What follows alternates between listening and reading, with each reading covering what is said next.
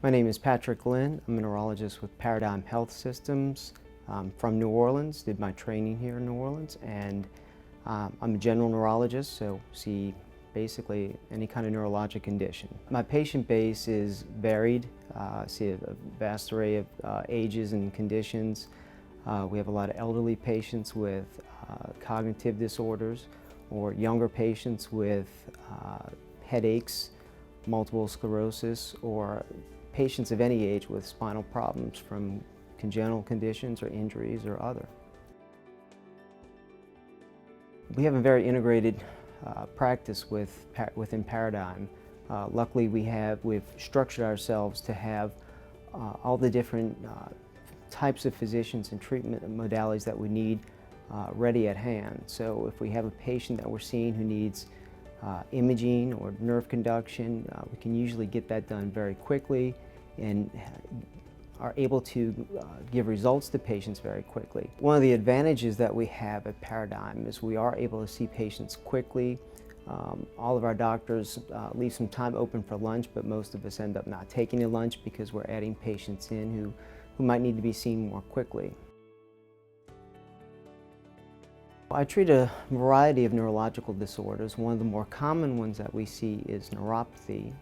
The term neuropathy is kind of broad. It refers to basically a generalized process that's involving the nerves, as opposed to a radiculopathy, which may be causing a problem with a certain nerve, or an entrapment neuropathy, again, which may refer to a specific nerve. Neuropathy has many causes, one of the more common ones being diabetic neuropathy, but there are many causes.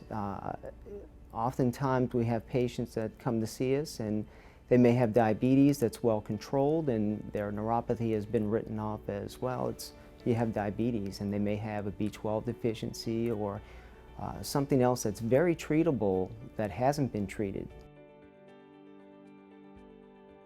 The signs and symptoms of neuropathy, generally patients begin with either pain or numbness in the distal extremities, meaning with the longest nerves being affected first, usually they develop symptoms in the toes that may gradually move up the legs and eventually affect the fingers and arms.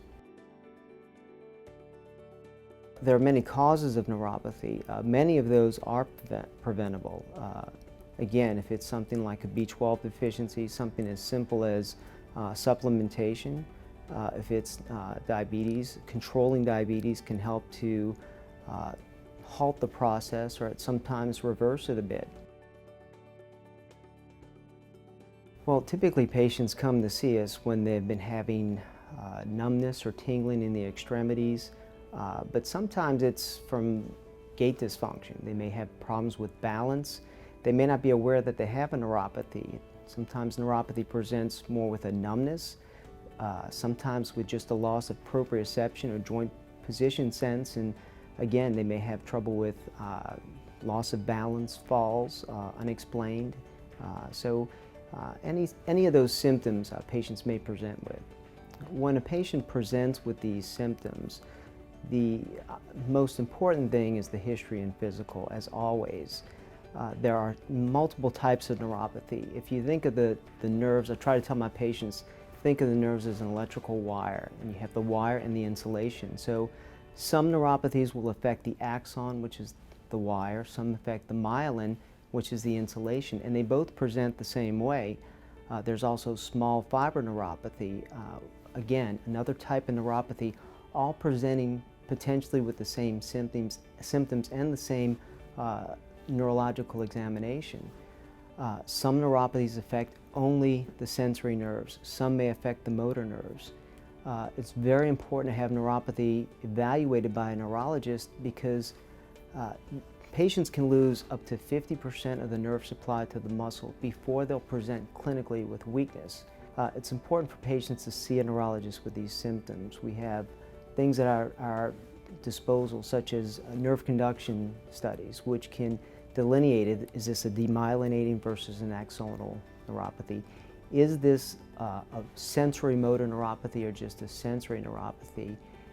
It may not change the treatment, but it certainly helps with prognosis and helps patients know what to expect and prepare for in the future.